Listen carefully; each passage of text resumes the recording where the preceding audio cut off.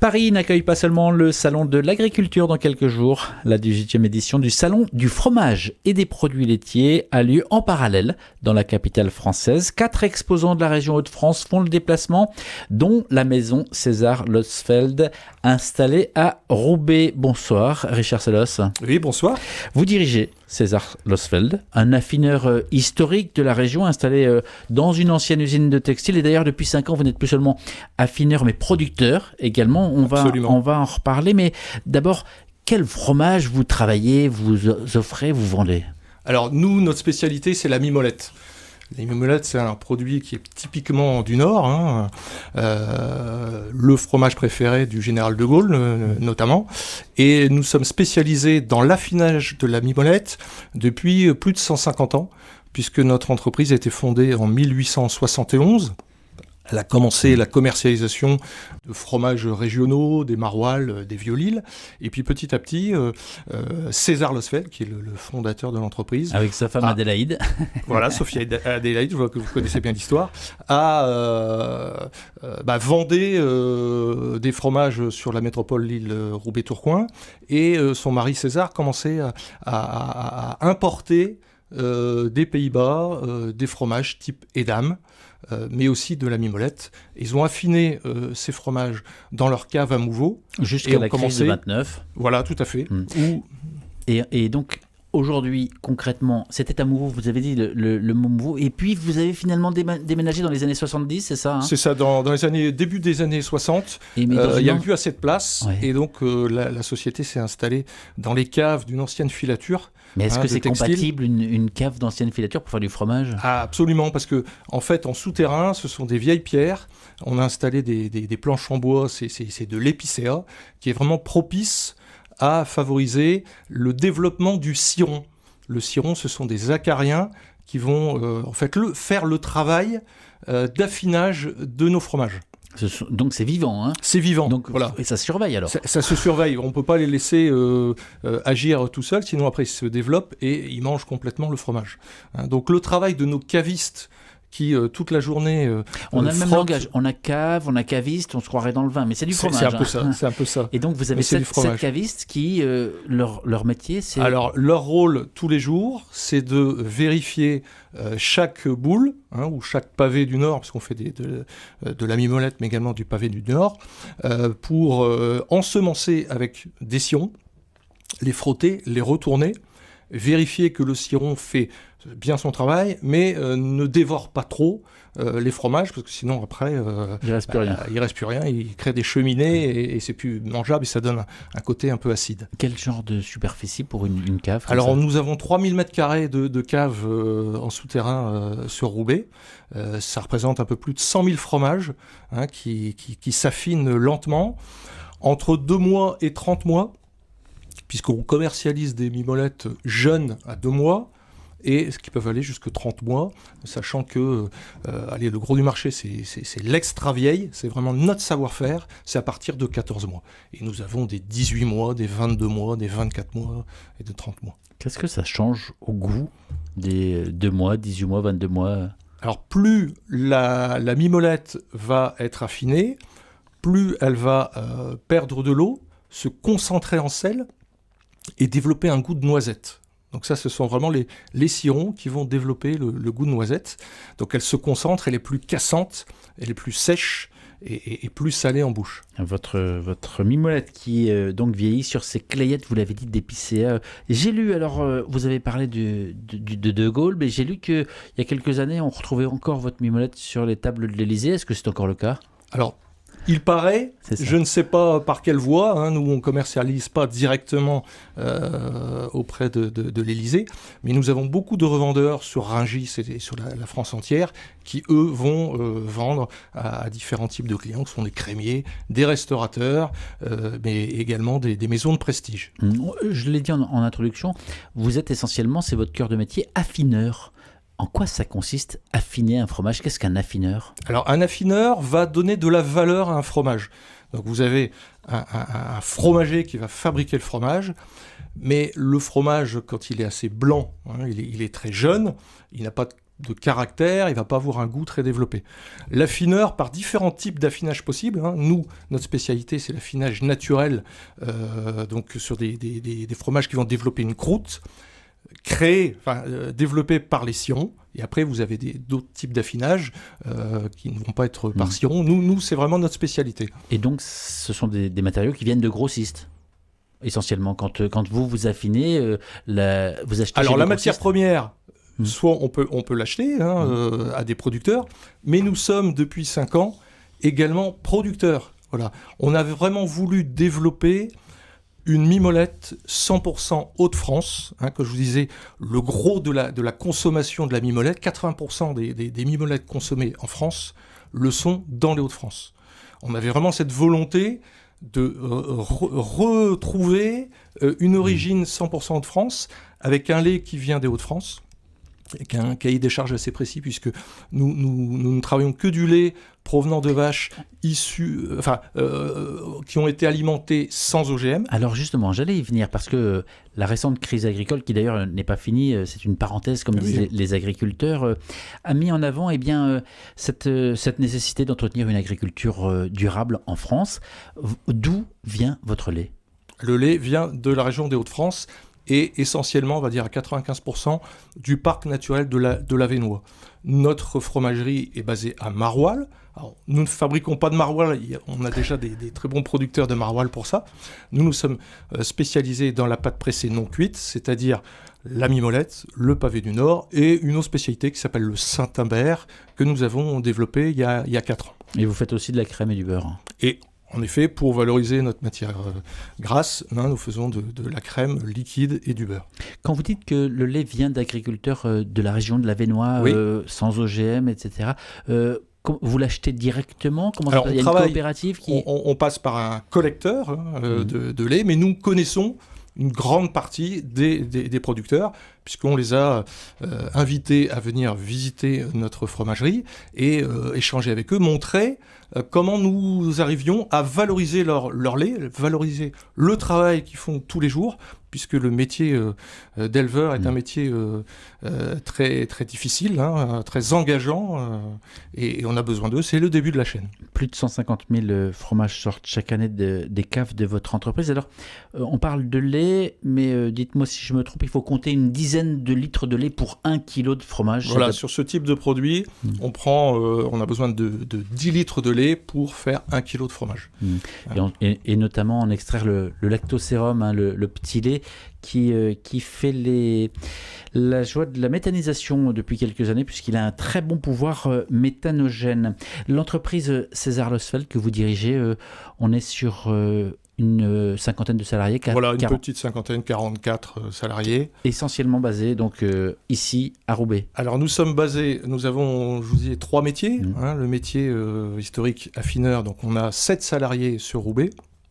Nous avons déménagé il y a à peu près une petite année nos entrepôts et nos bureaux à Rouvroy, dans le Pas-de-Calais, pour pouvoir bénéficier de surfaces plus grandes et continuer à développer notre métier de négociant-distributeur. Nous avons installé un atelier de tranchage et de conditionnement, beaucoup plus vaste. Nous avions un petit atelier auparavant. Là, on a de quoi s'exprimer et pouvoir lancer des nouveaux produits. Et sur un endroit assez bien situé au cœur de notre région, près des grands axes, pour pouvoir aller livrer l'ensemble de nos produits chez nos différents types de clients. Alors le fromage, en plus de participer à l'identité française, évidemment, 1200, j'ai vu 1200 sortes de fromages différentes, constitue un très important marché, puisque selon les estimations, chaque Français en consomme en moyenne entre 25 et 27 kilos de fromage par an. C'est énorme. Il n'y a que les Grecs qui sont devant au podium. C'est pas tout à fait le même fromage, mais donc ça fait aussi quelques milliards d'euros de chiffre d'affaires qui profitent surtout aux géants de l'industrie laitière, que sont les groupes qu'on connaît, Lactalis, Danone, Savencia, Sodial, etc. Où se situe le groupe Henri Brunel ? Alors, la maison Henri Brunel est située aux Grandes Ventes en Normandie. Donc, c'est vraiment un groupe familial qui regroupe à peu près 300 personnes et qui a racheté la société César Losfeld en 1988. Donc, 2 sociétés familiales qui se sont vraiment rejointes. Dans cet essaim de grands groupes, où est-ce qu'elle se situe, la maison ? On est très petit. On met vraiment en avant aussi le savoir-faire fromager de la région des Hauts-de-France, puisque nous sommes distributeurs, metteurs en marché de beaucoup de producteurs régionaux et on développe notre activité de négoce grâce à eux. On a la chance dans les Hauts-de-France d'avoir une richesse fromagère très grande, puisqu'on a plus de 300 références de fromage. Et notre métier, c'est de pouvoir parler tous les jours de ces fromages auprès des restaurateurs, des crémiers fromagers et de la grande et moyenne surface. Ce salon auquel vous allez participer à Paris, en parallèle du Salon international de l'agriculture, qui se tient tous les 2 ans, ça vous apporte quoi ? Est-ce que vous y allez pour espérer un prix et ensuite pouvoir gagner des marchés ? Est-ce que vous y allez pour faire des rencontres ? Pourquoi vous participez à ce type de salon ? Alors, on y va pour tout ça. En effet, on y va pour présenter nos produits, les faire goûter, parler de nos produits, pour rencontrer nos clients, mais aussi des prospects.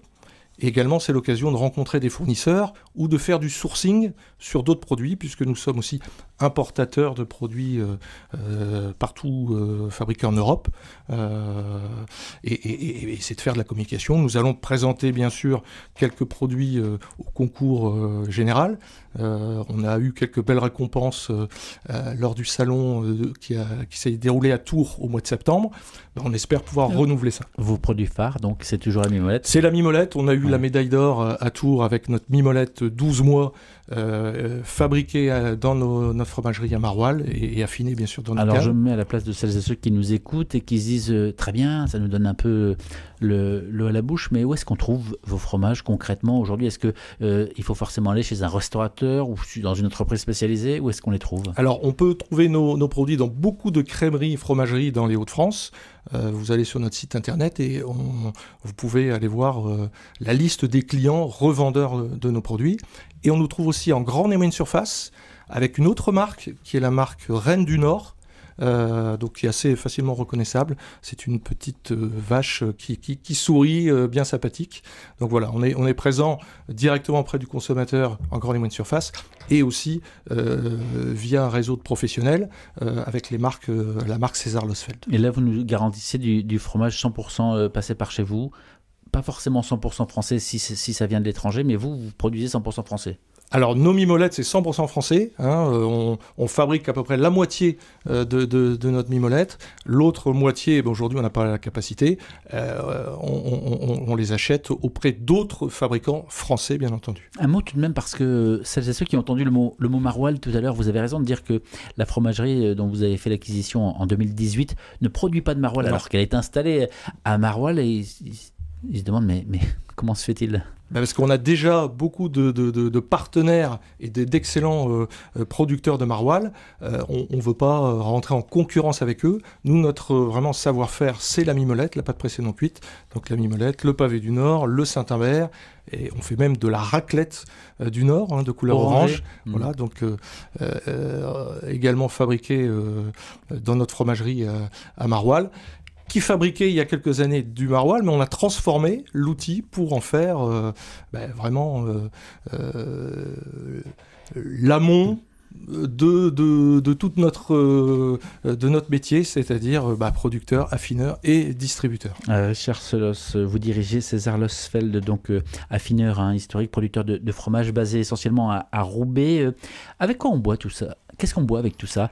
Est-ce qu'on boit du vin, blanc, rouge, des bulles, de l'eau ? Alors, on peut boire de la bière régionale. J'ai envie de vraiment mettre en avant les produits régionaux. Et puis, sur la mimolette extra vieille, il y a un vin qui l'accompagne très bien, c'est le Porto. De la mimolette avec du Porto ? Avec du Porto. On a lancé d'ailleurs des petites billes de Porto qui permet d'éviter d'ouvrir une bouteille de Porto, mais de mettre des petites billes sur la mimolette et d'avoir cet éclat en bouche et d'association du goût de la mimolette, un petit peu goût noisette, avec le Porto. Alors on a compris aussi que les caves, elles sont évidemment fermées, peut-être ouvertes une fois de temps en temps, peut-être. Oui, on les ouvre à l'occasion, par exemple, des journées européennes du patrimoine. On a eu l'occasion d'accueillir à peu près 250 personnes au mois de septembre dernier. Donc c'était une très belle expérience d'ouvrir nos caves au grand public. Avec ces immenses rayons de clayettes recouverts donc notamment de mimolette, est-ce qu'il y a tout de même des rongeurs comme on peut en rencontrer, celles et ceux qui nous écoutent et qui seraient de la région, je dirais comme partout dans toutes les caves, bien sûr. Et on a un plan avec un prestataire très strict pour nous permettre de pallier à ce risque. Richard Le Selos, vous êtes un régional, puisque vous êtes un Ouescalien. C'est ça, tout à fait. C'est près de Lille. Vous êtes arrivé, alors ça fait 3 ans. Ça fait 2 ans et demi, oui. Voilà, ça va faire 3 ans. J'ai pris la suite de César Yves Losfeld, qui était la 4e génération. C'est ça. Vous êtes de la famille ? Je ne suis pas de la famille. Non. Alors comment est-ce qu'on gère l'arrivée dans un groupe très familial sans être de la famille ? L'objectif, c'était vraiment de garder tout le savoir-faire, je dirais l'état d'esprit familial, et puis de continuer d'emmener les équipes avec une vision de développement. Donc déjà un déménagement qui s'est effectué et l'ensemble des équipes a suivi. Donc ça c'est vraiment une bonne chose. C'est de conserver toute la force de l'historique, mais de projeter l'entreprise dans le futur, puisqu'on est sur un marché qui bouge beaucoup, qui se réinvente. Il faut être en permanence à l'écoute de nos clients et des producteurs également. Et l'alimentaire, ça a toujours été votre passion, votre domaine. Vous êtes passé chez Jean Cabi quand ça existait. Absolument, vous êtes passé chez 6 ans. Terre Azur aussi, qui fait dans les fruits et légumes. Dans les fruits et légumes. Et maintenant, le fromage, qu'est-ce que ça a de particulier tout de même comme produit alimentaire ? Alors, le fromage, c'est un vrai savoir-faire. Il y a beaucoup d'intervenants. Déjà, ça démarre grâce à des éleveurs. Donc, il faut un traitement du lait. Après, il faut un maître fromager qui va pouvoir transformer le lait dans un fromage et un affineur. Donc, c'est 3 métiers différents. Nous n'avons pas le rôle d'éleveur, mais on a la chance quand même d'intégrer une bonne partie de l'ensemble de cette filière, et on essaie de la valoriser au mieux, et tout en mettant en avant les produits régionaux. Eh bien, merci beaucoup en tout cas Richard Selos d'être passé dans ce studio. Juste pour conclure, où est-ce qu'on va surveiller ? Quand est-ce qu'on va surveiller ? Si vous aviez parlé tout à l'heure de médailles de récompense, si l'un de vos produits décroche une médaille à Paris ? Je pense que dans 10 jours, à l'occasion du salon, on aura les résultats. Merci d'être passé dans ce studio. Merci à vous pour votre accueil.